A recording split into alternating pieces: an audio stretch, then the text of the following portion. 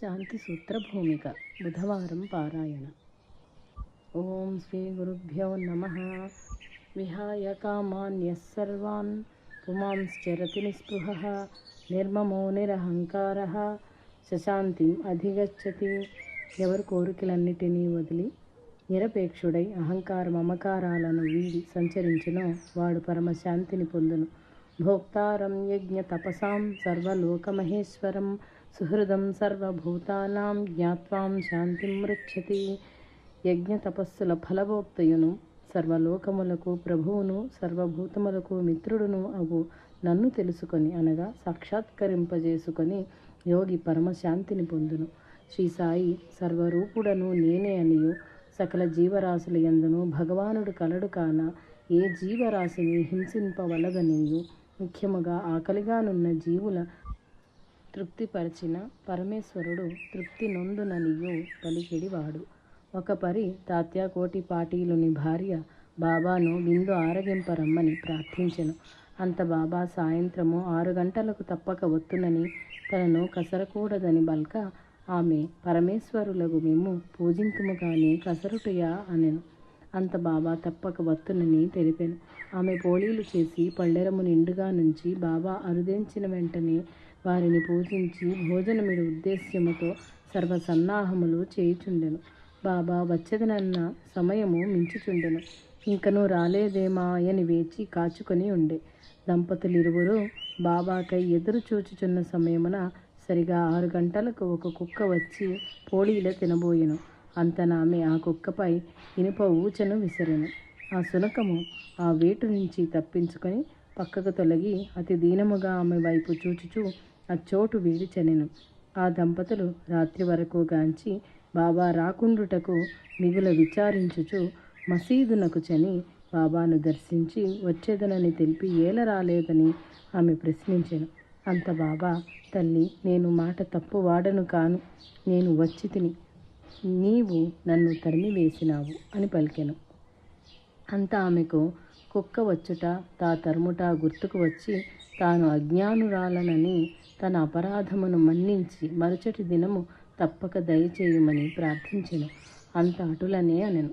మరుచటి దినము కూడా ఆమె సర్వసన్నాహములు చేసుకొని బాబా రాకకై నిరీక్షించు సమయమున పొరుగువారి గేదె వచ్చి ఆ తినుబండారములను బయట నుండియే తినుటకు యత్నించ ఆమె గుర్తించనేరక మాయయంతు మునిగిన దగుచు ఒక కర్రగొని దాని వీపుపై కొట్ట దానికి పెద్ద గాయమై రక్తము చిందెను. అది అచ్చోటు వీడిపోయెను. ఆనాడు కూడా బాబా తన గృహమునకు రానందుకు ఆమె ఖిన్నురాలగుచు బాబా దరికేగా బాబా తన వద్ద కూర్చొని ఉన్న వారికి తన వీపుపై గల గాయమును చూపుచుండెను. ఆమె చని దానిని గాంచి ఇది ఏమి అని అడుగా, నీ ఇంటికి విందారగింప వచ్చి ఉంటిని, కానీ నీవు కర్రతో కొట్టి తరిమితివి అని పలికెను. అంత ఆమె, బాబా, మీరు తెలిపినను గ్రహించలేని పరమ మూఢురాలను, నేనెంతటి అపరాధము గావించితినో కదా అని బాబా పాదములపై పడి విలపింపదొడంగెను. అంత బాబా ఆమెను ఓదార్చి తిరిగి తాను భుజించుటకు వత్తునని తెలిపెను. ఆ మరునాడు గండు చీమల రూపమున విందు ఆరగించిరి. అదియం కూడా ఆమె గ్రహింపలేక మరునాడు బాబా సన్నిధికేగి రాలేదేమేని ప్రశ్నింప తాను వచ్చి ఉంటిననియో ఆమె అసంగిన పేణీలు ప్రేమార ఆరగించితిననియో కావలనన్నా చూడువని కఫినీని పైకి తీయగా బాబా బొడ్డు చుట్టూ అనేకములగు గండు చీమలు నోట పేణీ ముక్కలు కడుచుకొని ఉండెను. ఆ వింత లీలలు గాంచి ఎల్లరూ బాబా సర్వరూపుడనియు సర్వాంతర్యామి అనియు తెలుపుటకే ఇటుల యొనర్చి బోధించిరని ఎరింగి ఆనందించిరి. శ్రీ బాబా ఎల్లవేళలా ఎల్లరును సంతోషముగా ఉండమని బోధించువాడు. సాయి చమత్కారములు ప్రోత్సహించువాడు. ఆనందించలేని వారి జీవితము వ్యర్థమే కదా. సంతోషము సగం బలము. వాక్యముల మనము ఎల్లరము ఎరిగినది. ఒకనాటి మధ్యాహ్నము బాబా చుట్టూను భక్తులెల్లరూ చేరి ముచ్చటించుచుండిరి. అట్టితరి దామోదర్ ఘనశ్యాం బాబారే ఉరఫ్ అన్నా చించినికర్ అను భక్తుడు అమాయకుడు, నిష్కపటి, ముక్కుకు సూటిగా మాట్లాడు స్వభావము కలవాడు. బాబా కాళ్ళొత్తుచుండెను. మరి ఒక పక్క వేణుబాయి కౌజల్గి అనే వృద్ధురాలు బాబా నడుమును తోముచుండెను. ఆమెను ఎల్లరూ మావిసిబాయి అని పిలుచుచుండువారు. ఆమె మిక్కిలి చమత్కారముగా మాట్లాడే స్వభావము కలది. చాలా మంచి మనిషి. బాబా తన భక్తులు తనను ఎటుల సేవించినను నిరాకరించడివాడు కాదు. వారిరువరు అట్లా కాళ్ళు నడుము బట్టుతరి ఇరువురి ముఖములు ఒక పరి దగ్గరకు వచ్చుచుండిడివి. అట్టి తరి మావిసిబాయి అన్నానుగాంచి, ఇంత ముసలివాడవయ్యుండి నన్ను ముద్దిడుకొనుటకు ప్రయత్నించుచున్నావా అనెను.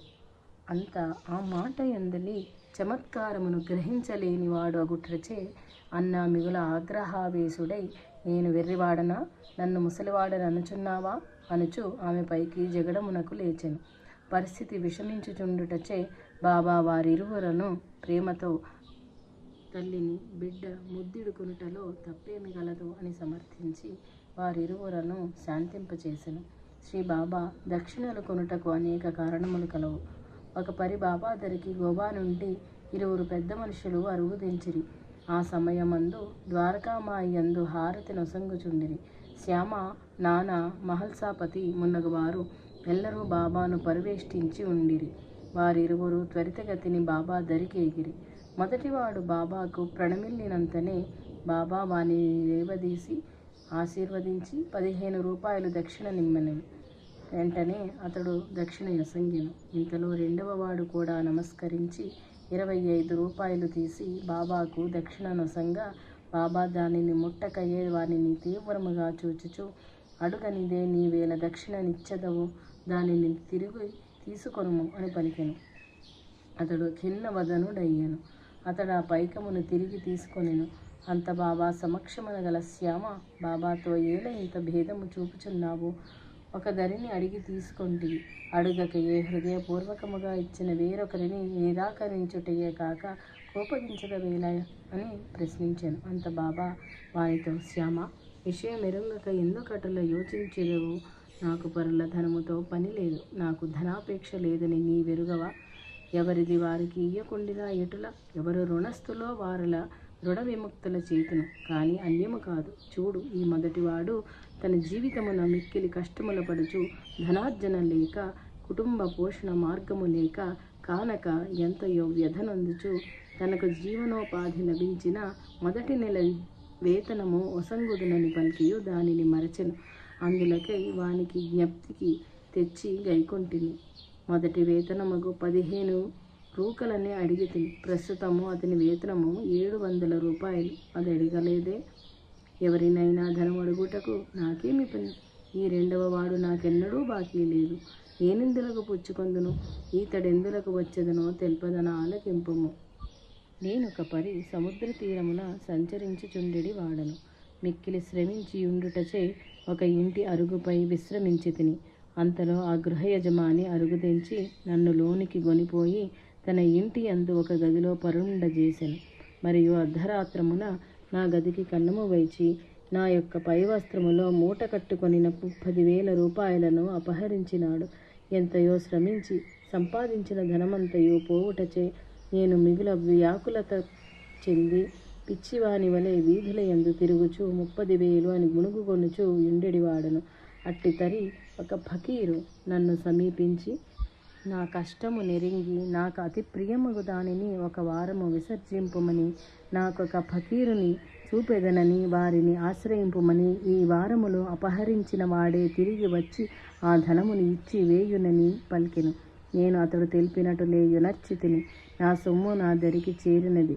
పిదప నేను ఆ స్థలమును విడిచి వేరొక తావునకు పోవుటకై ఓడను చేరి తిని. ఓడ సరంగు నన్ను ఎక్కనీయకుండెను. ఇంతలో ఒక గుమాస్తా అకస్మాత్తుగా అరుగుదెంచి సరంగుకు తెలిపి నన్ను ఓడనెక్కించెను. ఆ వెనుక నేనిటకు చేరి తిని సుఖముగా జీవించుచుంటిని అని పలికి వారిరువురను రాధాకృష్ణమాయి ఇంటికి గొనిపోయి వారికి ఆహార పానీయాదులు చూడమని తెలిపాను. వారెల్లరూ బాబాకు నమస్కరించిన వెనుక బాబా ఆశీర్వాదములు కొని శ్యామ వారిరువురను రాధాకృష్ణమాయి గృహమునకు గొంపోయెను. వారలు భోజనమై విశ్రమించిన పిదప శ్యామ వారలన్నిట్లు ప్రశ్నించెను. బాబాను నేను చాలా కాలము నుండి ఎరుంగుదును. వారెన్నడూ సముద్ర తీరమునకు చెనుట గాని 30,000 రూకల ప్రోగు చేయుట గాని ఆ ధనము పోయి తిరుగు లభించుట గాని ఎరుంగను. ఆ విషయమై మీకేమి బోధపడినది అని అడిగెను. అంతవారలు బాబా తెలిపినవన్నీయు మా జీవితములు జరిగినవి అని తెలుపుచు, మొదటివాడు తాను జీవనోపాధి లేక బాధపడుట, దత్త భగవానునికి మొక్కినంతనే 15 రూపాయల వేతనము గల నౌకరీ లభించుట, తాను ఆ మొక్కును మరచుట మొదలగు విషయముల తెలిపి, శ్రీ సాయి ఏ దత్త భగవానుడు కాన తనంతట తానే జ్ఞప్తికి తెచ్చి మొక్కును తీర్పించెనని తెలిపి, శ్రీ సాయి యొక్క ప్రేమ వాత్సల్యములకు ముగ్ధుడై పరవశించెను. ఇక రెండవ వాడు తన గాథనిటుల తెలిపెను. నేను పూర్వము నిరుపేదను. మిక్కిలి శ్రమించిన వెనుక అదృష్టవశమున నాకు ధనం అధికముగా ప్రాప్తించెను. ఆ ధనమెల్లా నా వద్ద గల ఖజానాలో నిల్వయుంచితిని. నా వద్ద 35 సంవత్సరముల నుండి ఒక వంటవాడు పనిచేయుచుండెను. అతడు అతి మంచివాడు, విశ్వాసపరుడు. నా ఇంటి అందెల్ల విషయములు అతనికి విపులముగా తెలియను. నా వద్ద ఎంత ధనము గలదో, ఎచ్చోట గలదో కూడా ఎరుంగును. ఖజానా తాళము చెవి కూడా అతని యొద్దనే ఉండెడిది. అతనెన్నడూ ఒక్క పైసా అయినను తాకి ఎరుంగడు. అట్టివానికి దురదృష్టవశమున దుర్బుద్ధి కలిగి ఒకనాడు ఖజానా యందు గల 30,000 రూపాయలను అపహరించినాడు. నేనది ఎరింగి పిచ్చివాని వలె సంచరించుచు మిగుల వ్యధనుందు సమయమున ఒక ఫకీరు అరుగుదెంచి భయపడవలదని కోపర్గాంధరిని గల షిరిడీ గ్రామమునందు శ్రీ సాయిబాబాయను మహనీయుడు కలడు. వానిని స్మరించి ఆ ధనము లభించిన నీ దర్శనము చేయు వరకు నాకు ప్రియమగ వస్తువునొకదానిని వర్జించెదనని మొక్కుమని, ఆ ధనము అపహరించిన వాడే తిరిగి తెచ్చి ఇయ్యగలడని పలికెను. నేను వెంటనే ఫకీరు తెలిపిన రీతిని శ్రీ సాయిబాబాను స్మరించి నాకు ప్రియమగు అన్నమును తినుటను మానితిని. ఆ మరునాడే మా వంటవాడు మిగుల పశ్చాత్తాపమునందుచు తన వల్ల జరిగిన ఘోర అపరాధమును మన్నించమని, తండ్రి వలె ఆదరించిన నీకు చేయరాని ద్రోహము తలపెట్టితనని పలుకుచు ఆ రొక్కమెల్లా ఇచ్చివేసెను. నేను వెంటనే శ్రీ సాయిబాబాను దర్శించు నిమిత్తము ఓడనెక్కుటకు పోవ ఓడ సరంగు ఎక్కనీయకుండెను. ఇంతలో ఒక గుమాస్తా వచ్చి ఓడ సరంగుకు తెలిపి ఓడనెక్కించుటచే నేను సురక్షితముగా ఇచ్చటకు చేరి సర్వేశ్వరుడకు శ్రీ సాయిని దర్శించి ధన్యుడనైతిని అని తెలిపెను. ఇది విన్నవారలు విస్మయులై బాబాను కీర్తించిరి.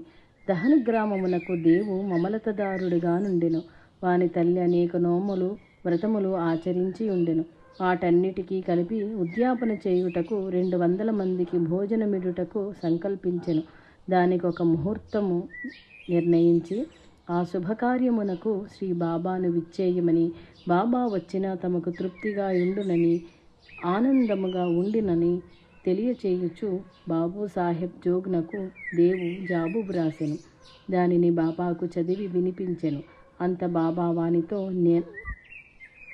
నన్నే గుర్తించుకొనిన వారి వద్దకు నేను పరుగున పోయేదను. వారిని నేనెన్నటికీ మరువను. నాకు పోవుటకు బండ్లు గాని వాహనములు గాని పని లేదు. నేను తప్పక వత్తునని, ఇద్దరిని వెంటకొని వత్తుననియో తెలియచేయము అని తెలిపెను. జోగు వ్రాసిన జాబును చూచుకొని తన గృహమునకు బాబా అరుగు తెంచుచున్నాడని మిక్కిలి సంతసించెను. సాయి ఎన్నడూ షిరిడీ వదిలిపోకుండినను తన ప్రార్థనను మన్నించి వత్తునని తెలిపినందులకు అమితానందభరితుడయ్యెను. ఉద్యాపనమునకు కొలది దినములకు ముందుగా దహనుకు ఒక బెంగాలీ దుస్తులు ధరించిన సన్యాసి గోరక్షణ సేవకై చందాలను పోగు చేయుటకు వచ్చెను. అతడు దహన స్టేషన్ను మాస్టర్ని కలువగా వారు మమలతదారుని కలవమనిరి. అంత ఆ సన్యాసి దేవ వద్దకు రాగా గ్రామములో రావు సాహెబ్ సర్వోత్తమ శెట్టి చందాలను వసూలు చేయుచుండుటచే కొలది కాలము తదుపరి రమ్మనమని తెలిపి పంపివేసెను. దేవుగారింట శుభకార్యము జరుగు దినము అరుగుదెంచెను. ఆనాడు వారి వాకిట 10 గంటలకు టాంగాపై ఒక సన్యాసి రాగా చందాల కొరకు అరుగుదెంచెనని భావించి పని తొందరలో ఉంటినని తెలిపెను. అంత సన్యాసి తాను చందాల కొరకు రాలేదని, భోజనమునకు వస్తినని, తన వెంట 20 బాలురు కూడా కలరనియో తెలిపెను. అంత దేవు మిగుల ఆనందముతో వారికి స్వాగతము పలికి, చాలా సంతోషం, తప్పక భోజనమునకు వేంచేయుడు. భోజనమునకు ఇంకను 2 గంటల వ్యవధి కలదు కాన వారి కొరకు ఎచ్చటకు కబురు పంపవలెనని అడిగెను. అంత సన్యాసి, తనంత తానే ఆ సమయమునకు వత్తునని పలికి తిరిగి 12 గంటల వేళకు ఇరువురు బాలురతోడ వచ్చి వింద ఆరగించెను. దేవ బాబా వచ్చునని వారిని పూజించి సేవించవచ్చునని మిగుల ఆశతో నుండి బాబా రానందులకు విచారించుచు జోగునకు లేఖ వ్రాసెను. అంత లేఖను గాంచి బాబా వానితో, నేను మాట తప్పితిననుకొనుచున్నాడు. నేను నా మాట నిలుపుకొనుటకై ఎంత శ్రమనైనను పడుదును. సన్యాసి చందాల కొరకు అరుగుదెంచెనని భావించినాడు. భోజనమునకు నాతో పాటు మరి ఇరువురు కూడా వచ్చియుండిరి కదా, తాను గుర్తించలేదు అని బలికెను. బాబా పలుకులను జోగు లేఖ ద్వారా నెరింగిన దేవ్ ముందు చందాలకే సన్యాసి వచ్చుటచే మోసపోయి తినని తన దైవమగు బాబా తన గృహమునకు అరుగు తెంచి తనను పావనమునర్చిరని ఎరింగి మిగుల ఆనందించెను.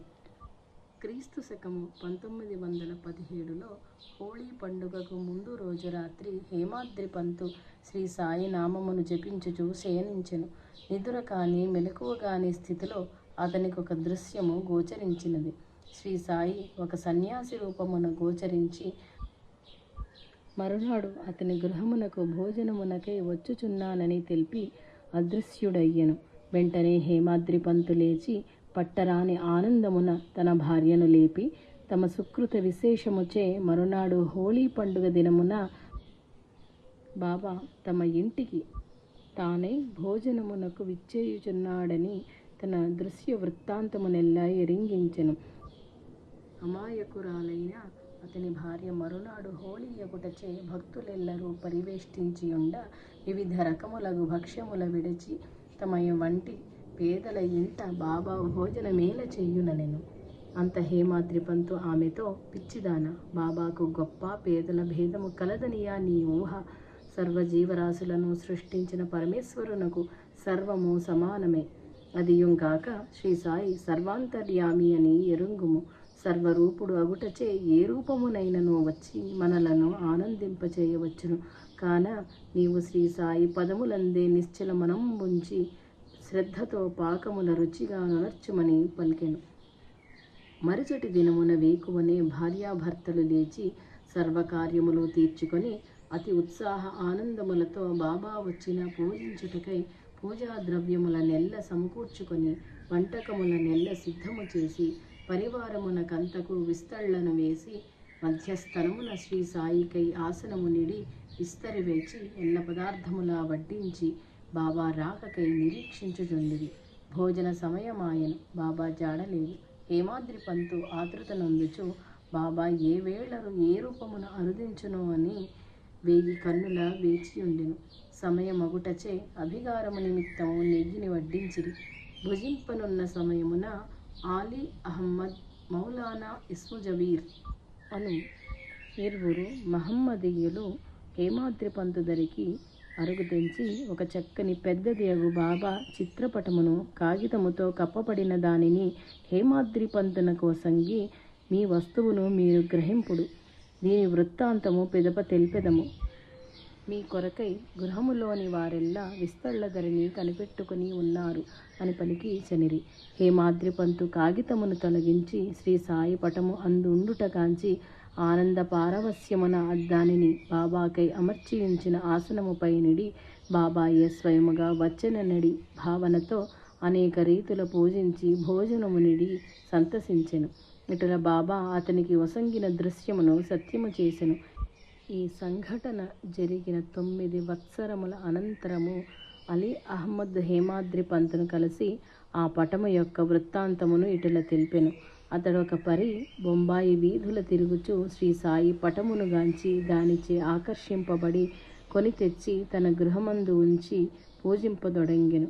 మహాత్ములనిన భక్తి శ్రద్ధలు కలవాడు అగుటచే అనేకుల మహనీయుల పటములను తన ఇంట నుంచెను. ఆలీ అహ్మద్నకు కాలుపై కురుపు లేచెను. దాని బాధచే దాని చికిత్స కొరకై తన బావ మరిదియగు నూరు మహమ్మద్ పీర్ భాయ్ ఇంట 3 మాసములు నివసించెను. అట్టి తరి నూరు మహమ్మద్ తన గురువుగారగు అబ్దుల్ రహమాన్ యొక్క చిత్రపటములను ఎల్లరకు పంచి ఆలీ అహ్మద్నకు కూడా వసంగెను. పిదప నూర్ మహమ్మద్ ఒక పటమును తమ గురువుగారికి కూడా ఇయ్యచెనెను. వారు విగ్రహారాధనను నిరాకరించువారు అగుటచే ఆ పటమును పూజింప నిరాకరించి దానిని తొలగించమని పలికిరి.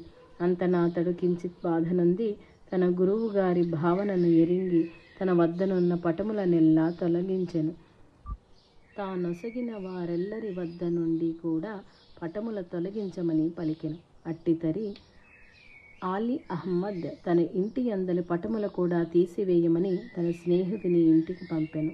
పిదప 2 మాసముల అనంతరము ఆలీ అహ్మద్ తన గృహమునకేగెను. అట్టితరి ఇల్లంతయు పాడుపడినట్లుండెను. మహనీయుల పటములు ఎల్లా తొలగించబడి ఉండెను. కానీ శ్రీ సాయినాథుని పటము మాత్రము యథాస్థానమున ఉండుటగాంచి మిగుల ఆశ్చర్య ఆనందముల నొందుచు అది అటులనే ఉంచిన తన బావమరిది గాంచి తొలగించునన్న భయమున దానిని బీరువాయందు భద్రపరిచి తన మిత్రుడును సజ్జనుడును అగు మౌలీనా యస్ముజవీర్ను కలిసి వాని సలహా ప్రకారము ఆ పటమును హేమాద్రి పంతునకు తెచ్చి వశంగా నిర్ణయించి హోళీ పండుగ నాడు ఇరువురు చని హేమాద్రి పంతునకు వసంగిరి. శ్రీ సాయి లీలల నెరుంగవలెననిన వారి దయా కృపలు పొందిన వారలకే సాధ్యము కాని అన్యుల తరము కాదు. శ్రీ సాయి తన భక్తులెల్లరకు ఇటుల తెలిపెను. నా ఎందెవరికి దృష్టియో వారి అందే నా కటాక్షము. నమ్మినను నమ్మకున్నను గలను. నమ్మిన వారికి గోచరుండ ప్రేమ దయ భక్తి విశ్వాసములే నే కోరునవి. భక్తితో పత్రి నిడినా చాలును. భక్త హృదయ బంధితుడను. నన్ను నమ్మిన వారు నాశమెరుగరు. శ్రీ సాయిని ఆశ్రయించిన వారలు సదా ఎంతయో సుఖ సంతోషములతో జీవించుచుండెడి వారు. కాకాసాహెబ్ బాబాను దర్శించిన కొలది కాలమునకు తన కుమారునికి నాగ్పూర్లో ఉపనయనము జరుప నిశ్చయించి బాబాను రమ్మని అతి వినయముతో ప్రార్థించెను. సుమారు ఆ ముహూర్తమునకు 2 దినముల అనంతరము నానాసాహెబ్ చందోర్కరు తన పెద్ద కుమారుని వివాహము గ్వాలియర్లో జరుపనించి అతడు కూడా భక్తి ప్రేమలతో బాబాను ఆహ్వానించెను. శ్రీ సాయి వారిరువురకు తన ప్రతినిధిగా శ్యామాను కొనిపొండని పలికి శ్యామాతో తాను గయలో కలియుదునని పలికెను. బాబా ఎందుల కటుల అనిరో ఏరును ఎరుంగరు. అంత శ్యామ బాబా అనుజ్ఞగొని మొదట నాగ్పూర్ వెళ్ళి ఉపనయనమునకు వెళ్ళెను. అచ్చట కాకాసాహెబ్ దీక్షిత్ శ్యామాకు 200 రూపాయలను ఇచ్చెను. ఉపనయనము ముగిసిన వెనుక అచ్చట నుండి గ్వాలియర్ వెళ్ళెను. అచ్చట నాన్న శ్యామాకు 100 రూపాయలనిచ్చెను. అతని బంధువు జితార్ మరి ఒక 100 రూపాయలనిచ్చెను. ఆ 2 శుభకార్యములా చూచుకొని శ్యామ కాశీయాత్రకు పోయి అచ్చట గల జితార్ లక్ష్మీనారాయణ మందిరములో మిక్కిలి గౌరవింపబడి అచ్చట నుండి అయోధ్యకేగెను. అచ్చట కూడా శ్రీరామ మందిరమునందు బస ఏర్పాటు చేసి శ్యామను ఆదరించిరి. కాశీలో 2 మాసములు ఉండి అయోధ్యలో 21 రోజులు ఉండి అచ్చట నుండి గయ చేరెను. గయా స్టేషన్ చేరగానే ఆ ఊరి యందు ప్లేగు వ్యాపించి ఉన్నదని తెలుసుకొని వ్యాకులము చెంది సత్రమునందు బస చేసెను. ఉదయమున ఒక పాండా శ్యామ వద్దకు పోయి గయపోవు యాత్రికులెల్లరూ బయలుదేరుచున్నారని ఈతనిని కూడా బయలుదేరమని అనెను. అంత శ్యామ గయలో ప్లేగు వ్యాధి గలదా అని ప్రశ్నింప లేదని తెలిపి అతనిని స్వయముగా తన ఇంటికి పాండా గొనిపోయెను. ఆ పాండా సంపన్నుడు. అతని గృహము అతి విశాలముగా చక్కగా నుండెను. ఇంటి యందు ప్రవేశించగానే ఎదురుగా పెద్దదైన బాబా పటము కాన్పించెను. దానిని కాంచినంతనే శ్యామ శ్రీ సాయిని కాంచినంత ఆనందమును పొంది పండాను ఆ పటమెచ్చటి నుండి తెచ్చినావని ప్రశ్నించెను. అంతా ఆ పండా తన అనుచరుల వలన శ్రీ సాయి కీర్తి విని తాను 12 సంవత్సరములకు పూర్వము షిరిడీ పోయి ఉంటినని అట్టితరి తను శ్యామ ఇంటికేగి వాని ఇంటగల ఈ బాబా పటమును గాంచి కోరగా వారు ఒసగినారని తెలిపెను. అంత శ్యామ ఆశ్చర్యమునకు మేరలేదు.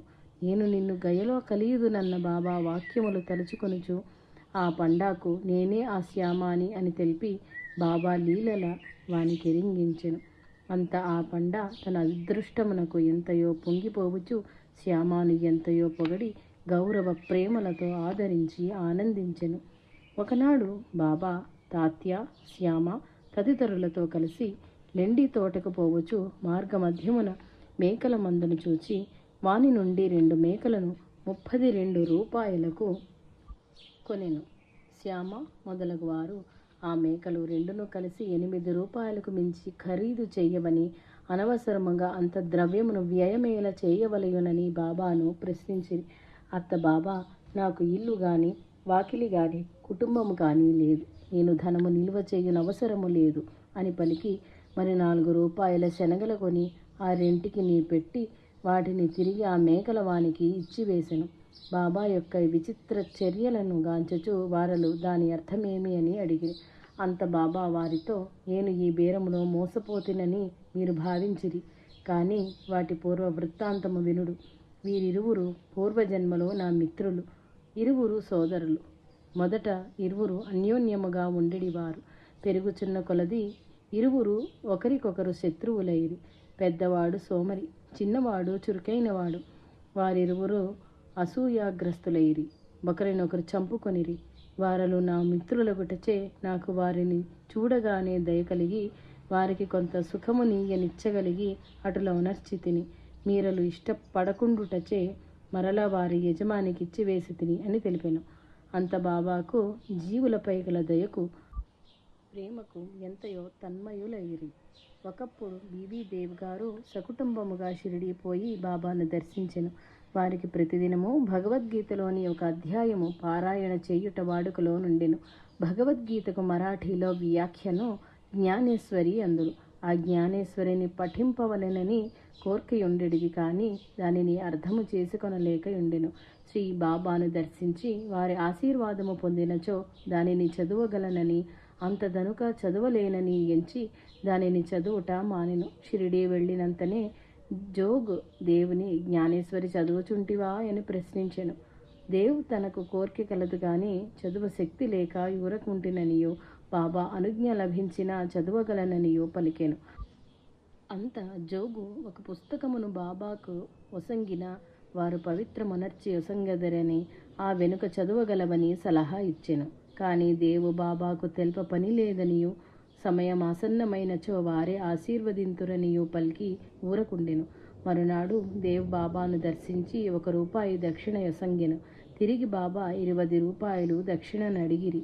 అవి యొసంగెను. ఆనాడు రాత్రి బలక్రమ్ ఎనువానిని కలిసి బాబా ఆశీర్వాదమును పడయుటెట్లని ప్రశ్నింప పెదప తెల్పెదనని బలక్రమ్ తెలిపెను. ఆ మరునాడు హారతి సమయమున బాబా తిరిగి దేవును 20 రూపాయల దక్షిణను అడిగి గైకొనెను. హారతి సమయమునందొక మూల కూర్చునగా బాబా వానిని తన ప్రక్కనే శాంతముగా కూర్చొనమనెను. హారతి ముగిసిన వెనుక జనులెల్లరూ చనిన పిమ్మట దేవు బలక్రందరికేగి వానికి బాబా వద్ద కలిగిన అనుభవములను, బాబా వానికెటుల ధ్యానాదులు తెలిపిరో అవి ఎల్లా తెలుపమని అడిగెను. అతడు తెలుపబోవునంతలో చందు అను కుష్ఠురోగిని పంపి బాబా దేవును తన వద్దకు కొని రమ్మనెను. దేవ్ చనినంతనే బాబా వానితో ఏమి మాట్లాడుచుంటివి అని ప్రశ్నించెను. దేవ్ బలక్రమ్ ద్వారా మీ కీర్తిని వినుచుంటినని పలికెను. తిరిగి బాబా 25 రూపాయల దక్షిణను అడుగా దేవ్ చెల్లించెను. అతని బాబా లోనికి కొనిపోయి తన గుడ్డ పేలికలని దొంగిలించితివని పలికెను. అతనికేమీయో అర్థము కాక అటూ ఇటూ ఎల్లడలా వెతికి గుడ్డ పేలికల సంగతి తనకు తెలియదని, తను దొంగిలించలేదని అనెను. బాబా వానిపై కోపగించుచు, ఉగ్రుడై, ఇంకెవ్వరూ లేరు, నీ ఒక్కడివే ఉన్నావు, ముసలితనము వచ్చినను దొంగతనము మానలేవా అని బిగ్గరగా అరుచుచూ కోపించెను. దేవు మాట్లాడక అచ్చటనే కూర్చుండెను. బాబా కోపమునకు ఎల్లరూ భయమునొందిరి. 1 గంట గతించిన వెనుక బాబా అతనిని బసకు వెళ్ళుమనెను. బసకు చని దేవ్ బాబా వద్ద జరిగినదెల్లా జోగునకు బలక్రమునకు తెలియచేసెను. సాయంకాలము శ్రీ సాయి ప్రత్యేకముగా దేవుని హారతికి తప్పక రమ్మనమని కబురు చేసెను. నా మాటలు దేవునకు కష్టము కలుగచేసి ఉండనోపును గాని అతడటుల చేయుటచే నేను అనవలసి వచ్చెనని బల్కెను. బాబా దేవుని తిరిగి 12 రూపాయల దక్షిణ అడుగా అతడు వానిని సమర్పించుకొనెను. దేవు బాబాకు నమస్కరించగా, ఏమి చేయుచున్నావని బాబా ప్రశ్నించెను. ఏమీయూ లేదని దేవు పల్క, జ్ఞానేశ్వరిని పఠింపుమని ప్రతినిత్యము వాడాయందు దానిని కొంచెము పఠించి ఎల్లరకు బోధించమని అనెను. తానే జనతారు శాలువను కప్పనుండా పరుల వద్ద నుండి గుడ్డపేలికల నేల దొంగిలించదవు అని పలికెను. అప్పుడు దేవు బాబా తన నేల కోపగించెను, గ్రహించెను. తనంతట తాను ఎల్ల విషయములు బోధింపనున్న పరులను ఏల అడుగుటాయని బాబా వానిని ప్రశ్నించిది. అతడు ఆశించినది బాబా తన కొసంగుటచే మిగుల సంతోషమునుంది బాబాను పూజించి సేవించి అనుజ్ఞనుంది చనెను. 1 సంవత్సరము తదుపరి బాబా దేవునకు స్వప్నమును గోచరించెను. బాబా ఒక ఎత్తుగ స్థలమున కూర్చుండి దేవును జ్ఞానేశ్వరి బోధపడుచున్నదాయని అడిగెను. దేవు బోధపడుట లేదని తెలిపెను. మీ కృపా కటాక్షములు ఉన్నా గాని బోధపడుట చాలా కష్టమని ప్రార్థించెను. అంత బాబా వానితో, నీవు తొందరపడుచున్నావు, నిదానముగా నా సమక్షమున చదువు అని తెలిపి, ఏమి చదువువలెనని అడుగా ఆధ్యాత్మ రామాయణము చదువుమని తెలిపెను. ఆ గ్రంథమును తెచ్చినంతలో స్వప్నము చెదిరిపోయెను. అంతలో దేవు మేల్కాంచి తనకు గోచరించిన దృశ్యమునకు మిగుల సంతసమునొందెను. ఒకానొక సమయమున శ్రీ సాయి గోదావరి ఒడ్డున ఏకాంతముగా కూర్చుని చిలుము త్రాగుచుండెను. అట్టితరి ఆ మార్గము గుండా ఒక బాటసారి బాబాను గాంచి నమస్కరించి దరి చేర్చి కూర్చుండెను. అంత అతనికి బాబా చిరుమునందించెను. వారిరువురు అటులున్న తరి సమీపమున ఒక కప్ప పాము నోటపడి తప్పించుకొనజాలక దీనముగా అరచుచుండెను. వెంటనే ఆ బాటసారి ఆ దిక్కునకు గాంచి, పాము నోట కప్పపడినది, దాని ఆయువు తీరినదని బల్కెను. అంత బాబా వానితో, అది అటుల జరుగ వీలు లేదు, రక్షించువాడను ఇటనుండా కప్ప ఎటుల మరణించును అని పలుకుచు ఆ స్థలికి ఏగెను. బాటసారియు చనెను. బాబా ఆ పామును గాంచి, ఓరి వీరభద్రప్ప, ఇంకను నీ క్రౌర్యము పోలేదా? పామువై పుట్టితివి. ఓరి చెన్నప్ప, హీన జన్మంబులనెత్తియుంగూడా మీరలు మీ గుణములు పోనిచ్చుకొనకుంటిరి. మీకెన్నటికి బుద్ధి వచ్చును? ఛీ, పొండ ఆవలకు, ఇకనైనను బుద్ధి కలిగి సంచరించుడు అని మందరించిన తోడనే పాము కప్పను విడచెను. పాము పొదలోనికి, కప్ప నీటిలోనికి బోయెను. ఇదెల్లా గాంచుచుండిన ఆ బాటసారి బాబాకు ప్రణమిల్లి, ఏమి బాబా, అటుల పాము కప్పలతో మాట్లాడితిరి, అవియు మీ మాటలను ఆలకించి అటులనే చేసినవి, ఇది ఎల్లా చాలా వింతగానున్నది, వాటి సంగతి విశదపరచుడని ప్రార్థించెను. అంత బాబా వారికిట్లు తెలిపెను. ఎట్టి వారి పూర్వకర్మలు వారిని వెన్నంటియే ఉండును, వాటిని అనుభవించక తీరదు. ఒకానొకప్పుడు ఈ వీరభద్రప్ప ఒక గ్రామములో నుండెడివాడు. అధిక ధనవంతుడు, పరమ లోభి. ఈతని భార్య పరమ సాధ్వి, చాలా ఉత్తమురాలు. ఆ గ్రామమున ఒక పురాతన శివాలయము కలదు. అది చాలా శిథిల అవస్థయందు గలదు. గ్రామ ప్రజలెల్లరూ యోచించి ద్రవ్యమును చందాల రూపమున ప్రోగు చేసి 50,000 రూపాయలను ఆ గ్రామ పెద్దయగు ఈ ధనికునికి ఒసగి ఆలయ పునరుద్ధరణ చేయుమని అనిరి. అతడు వారెల్లరినీ చక్కని మాటలతో మోసపుచ్చి ధనమెల్లా తాను అపహరించెను. కొంతకాలమైన వెనుక గ్రామ ప్రజలెల్లరూ కూడా ఆలయమేమియో మార్పు చెందకుండుటను గుర్తించి ఆ ధనమంతయు అతడు సంగ్రహించుట ఎరింగియు అతనిని ఎదిరించలేక తిరిగి ధనము ప్రోగు చేసి, ఎటులైనా ఈసారి తప్పక బాగు చేయుమని పలికిరి.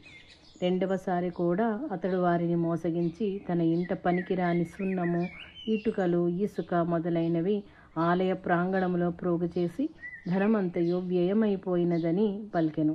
ప్రజలు ఏమీయూ చేయజాలక బాధపడతొడంగిరి. ఇటులుండ ఒకనాటి రాత్రి మహాదేవుడు ఆ లోభయగు ధనవంతుని భార్యకు కలలో కాన్పించి, ఎండకు ఎండి వానకు తడియుచుంటిని కాన గోపుర శిఖరమును కట్టించుమనెను. అంతా ఆమె స్వప్నమును తలపోసుకొని ఎంతయో ఆనందించి ఆ వృత్తాంతమంతయును భర్తకు తెల్ప, అతడు ధనం వ్యయమగునని తెలిచి, ఇది అంతయు మోసమని, భగవంతుడు పక్కనే పరుండిన నాకేల గోచరించలేదని అనవసరముగా యోచించవలదని పలికెను. ఆమె చెయ్యునది లేక ఊరకుండెను. మరునాడు తిరిగి ఆమెకు స్వప్నమున శివుడు గోచరించి, బిడ్డ, నీవు నీ స్వంత ధనముతో నా ఆలయ మరమ్మత్తుల చేయుము అని పలికెను.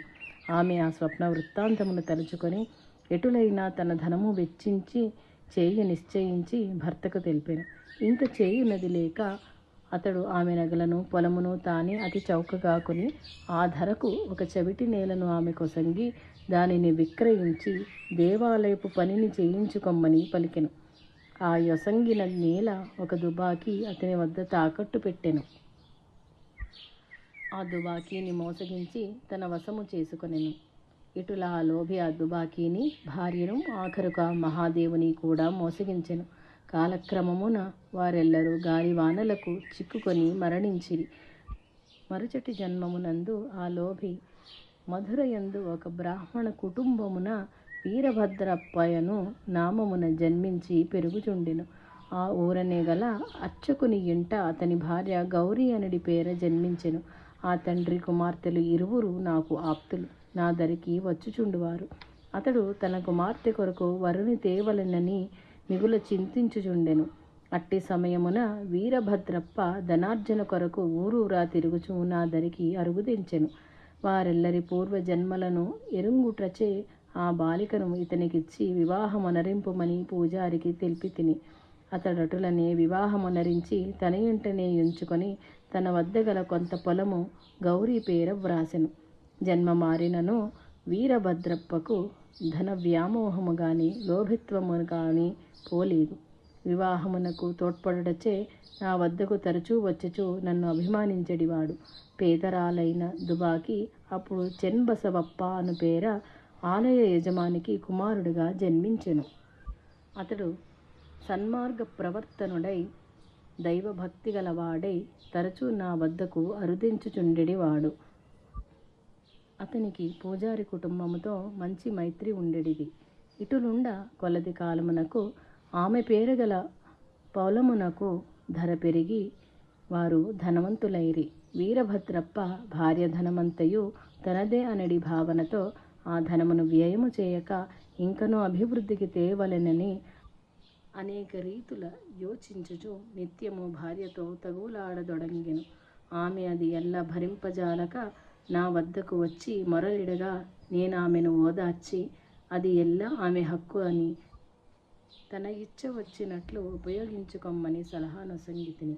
అతడు వెంటనే నా దరికొచ్చి తన భార్య ధనమునంతయు అపహరింపగోరి అటుల తెలిపి ఆమెను మోసగించుచుంటినని నన్ను అనేక విధములా దూషించెను. నేనేమియూ బదులు పలుకక యూరకుంటిని. ఆమె భర్త ప్రవర్తనకు మిగుల బాధపడందుచు రాత్రి అంతయు నిద్రలేక వెతనొందెను. అట్టితరి ఆమెకు మహాదేవుడు గోచరించి, తల్లి, ఆ ధనమంతయు నీది అన నీవు దానిని దేవాలయ నిర్మాణమునకు సత్కార్యములకు వినియోగించుకొనుము. నీ కార్యములకు సహకారిగా సన్మార్గ ప్రవర్తనుడగు చెన్బసవప్పను గొనుము. ఎల్ల విషయములు బాబాను సంప్రదింపుము అని తెలిపెను. ఆ మరునాడు ఉదయమే నా దరికి పరుగు వచ్చి తన స్వప్న వృత్తాంతమెల్లా తెలిపి తన భర్త దూషించినందులకు క్షమింపుమని నా పాదములపై పడి వేడెను. నేను ఆమెను శాంతవచనములతో నూరడించి చెన్బసవప్పను తోడి చేసుకొని ఆ ధనమును సత్కార్యములకు వినియోగించమని పలికితిని. ఇంతలో ఈ విషయమెల్లా వీరభద్రప్ప ఎరింగి చెన్బసవప్ప తన భార్య ధనమును అపహరింప ఇటుల పన్నాగము పన్నెనని వానిని దూషించుచు వానిపైకి కలహమునకు పోయెను. వారిరువురు కలహించుచు నా దరికి వచ్చిరి. వీరభద్రప్ప చెన్బసవప్పను ముక్కలు ముక్కలుగా నరికెదనని వల్క చెన్బసవప్ప నా పాదములపై పడి తన్ను రక్షింపమని ప్రార్థించెను. నేను వానికి అభయమొసంగితిని. నేను నీ వెంట నుండి నిన్ను రక్షింతును, భయము లేదని వానిని అట్టితరి కాపాడితిని. వారలే కాలక్రమమున మరణించి పూర్వ వైరముల పురస్కరించుకొని ఈ సమయమున కప్పు పాములుగా జన్మించి శత్రుత్వమును తీర్చుకొనుచుండ ఆనాటి వాగ్దానముననుసరించి నేను చెన్బసవప్పను రక్షించితిని అని వారి వారి పూర్వజన్మల వృత్తాంతమంతయు తెలిపి బాటసారికి మిగుల ఆశ్చర్యమును ఆనందమును గూర్చెను. శ్రీమాన్ బూటి కోటీశ్వరుడు అగుటచే షిరిడీ యందు ఒక మందిరమును నిర్మించి మురళీధరుని విగ్రహమును స్థాపింప సంకల్పించెను. దాని విషయమై బాబాను సంప్రదించుటకు ఎటులాయని యోచింపదొడంగెను. ఒకనాడు అతడు నిద్రించుచుండ స్వప్నమున బాబా గోచరించి వాడాతో సహా మందిరమును నిర్మించమని పలికెను. అదే రోజున శ్యామకు కూడా స్వప్నమున గోచరించి అటులనే తెలిపెను. వారిరువురు ఉదయముననే లేచి కలిసికొని ఒకరికొకరు తెలుపుకొని ఇరువురకు ఒకే విధముగు స్వప్నము అరుగుదెంచుటకు అమిత ఆశ్చర్యపడిరి.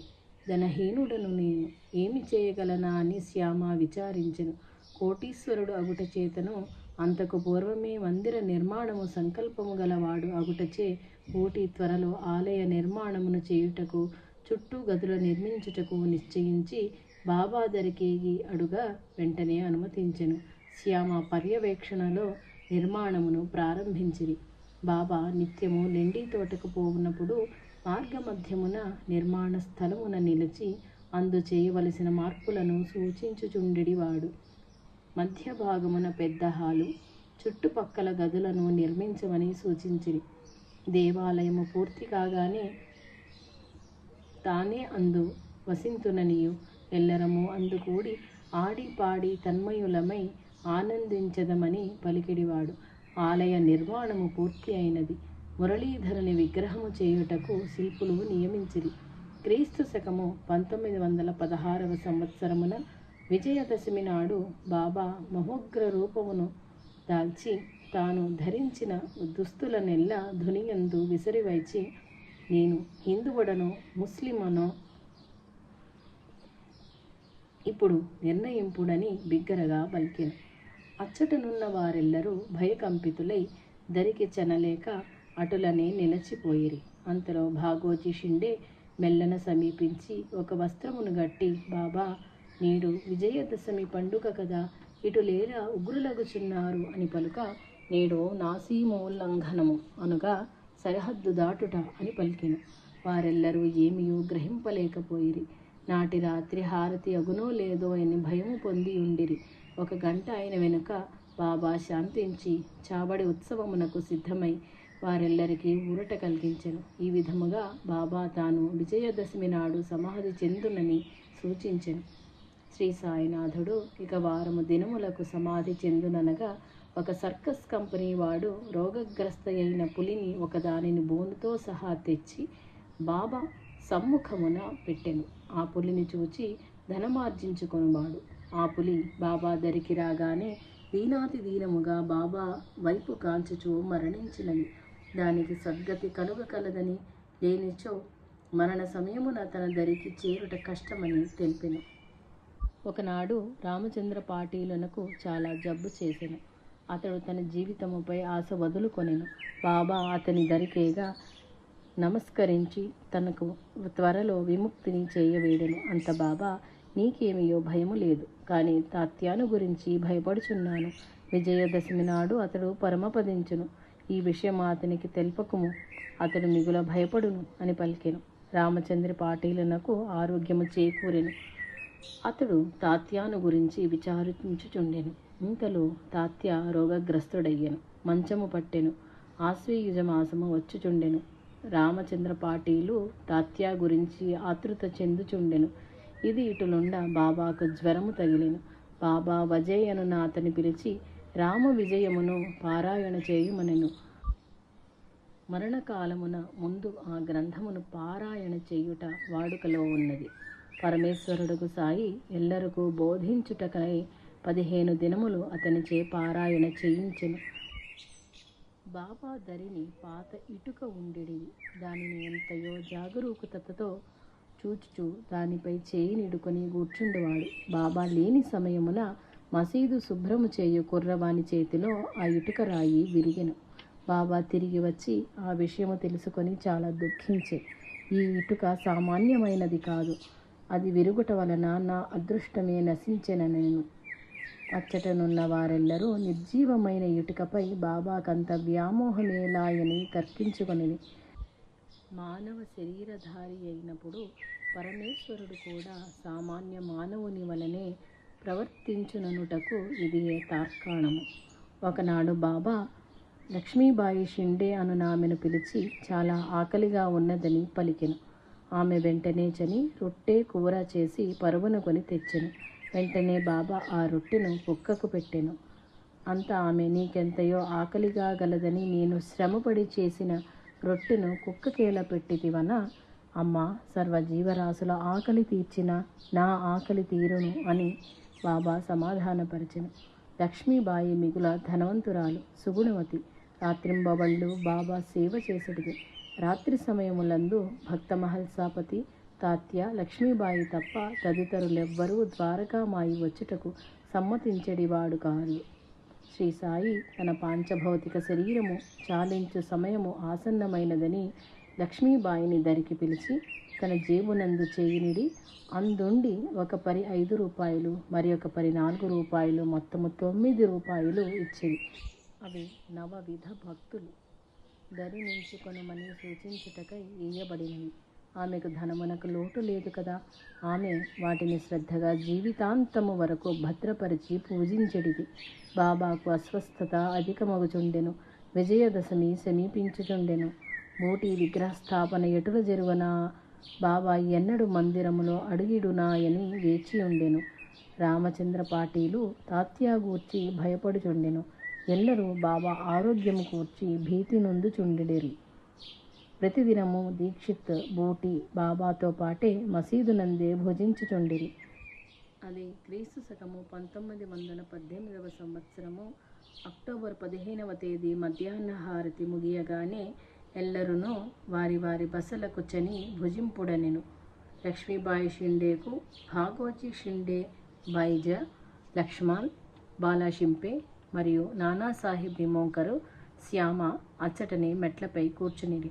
బాబా లక్ష్మీబాయిని పిలిచి 9 రూపాయలు దానము చేయుచు తనకు ఆ స్థలము బాగుగా లేదనియో బూటీ నిర్మించిన రాతి మేడలోకి కొనిపొమ్మని పలుకుచు మధ్యాహ్నము 2 గంటలకు బైజాబాయి తొడపై శిరమునిడి శరీరమును వీడెను. అది గుర్తించి నానాసాహెబ్ నిమోంకరు బాబా నోట నీళ్లు పోసెను.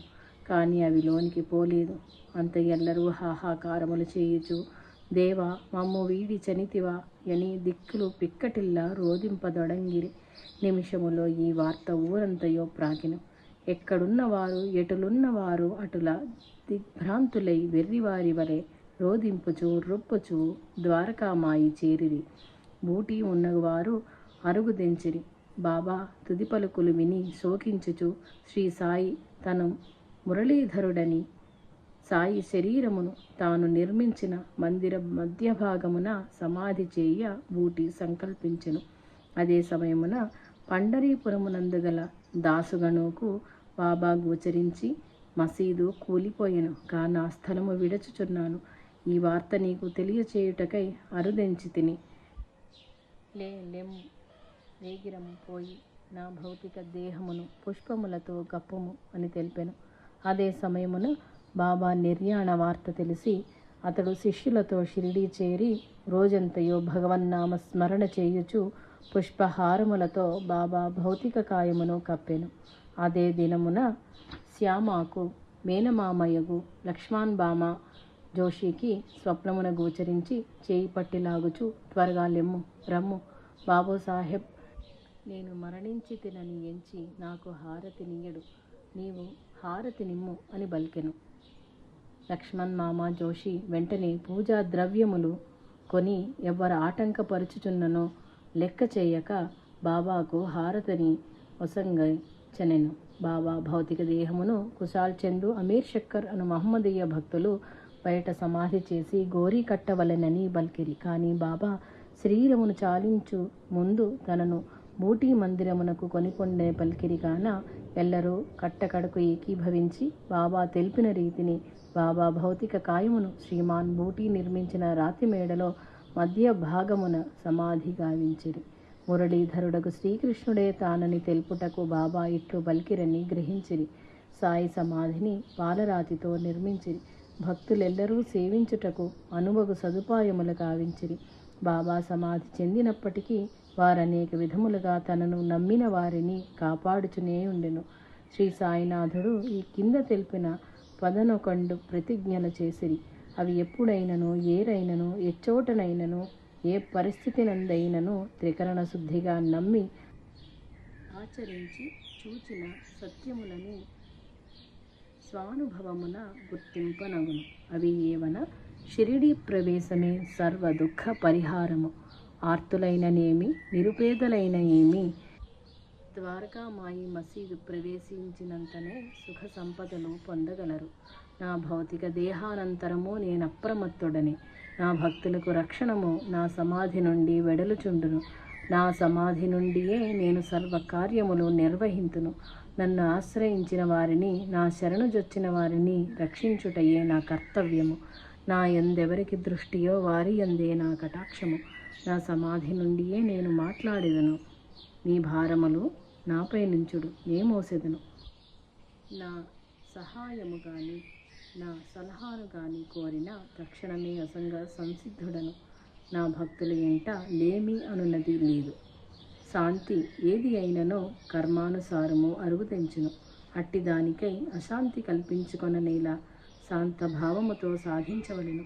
ఏ కార్యముకైనను శాంతము వలయు కదా. ప్రభుని చేరుటకు శాంతము వలయు. భగవత్ చింతన గల వారికి శాంతి అలవడును. శాంతము కష్టములను ఎదుర్కొనును కాన శాంత జీవనము వలయు. ఏతత్ సర్వం శ్రీ సాయినాథార్పణమస్తు. శ్రీ సాయినాథ సుప్రీత సుప్రసన్నో వరదో భవతు. మమ ఇష్టకామ్యార్థఫలసిద్ధిరస్తు. హరి ఓం తత్సత్. ఓం శాంతి శాంతి శాంతి.